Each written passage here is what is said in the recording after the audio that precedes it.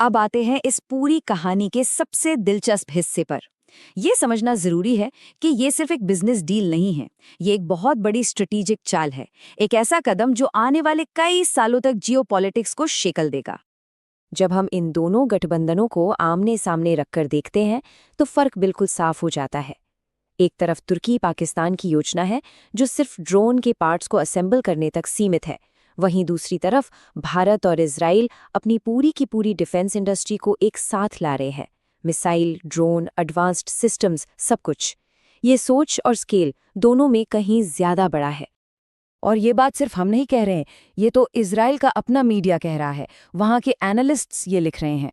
अब सोचिए, जब कोई देश ये कहने लगे कि उसके डिफेंस का भविष्य किसी दूसरे देश पर टिका है, तो आप समझ सकते हैं कि ये शिफ्ट कितना बड़ा है। इस पार्टनरशिप की एक और ख़ास बात है इसकी फ्लेक्सिबिलिटी। इसे इस तरह से डिज़ाइन किया गया है कि ये अमेरिका और भारत के बीच किसी भी तरह के पॉलिटिकल उतार चढ़ाव से प्रभावित ना हो।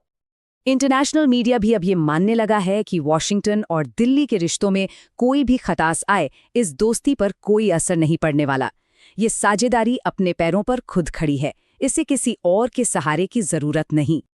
और आखिर में इस गठबंधन की असली ताकत कागजी समझौतों में नहीं है, इसकी असली नींव है साझा हितों में। दोनों देशों के कॉमन इंटरेस्ट्स, जैसे अपनी अपनी इंडस्ट्री को बढ़ाना और रीजन में बढ़ते हुए दूसरे पावर्स को बैलेंस करना। और इतिहास गवाह है कि साझा दुश्मन और साझा लक्ष्य पर बने रिश्ते ही सबसे मजबूत होते हैं। तो आखिरी सवाल यही है कि क्या हम भारत और इजराइल के इस अभूतपूर्व गठबंधन को एशिया में एक नई ग्लोबल डिफेंस कैपिटल की शुरुआत के तौर पर देख रहे हैं? इसका जवाब तो खैर वक्त ही देगा।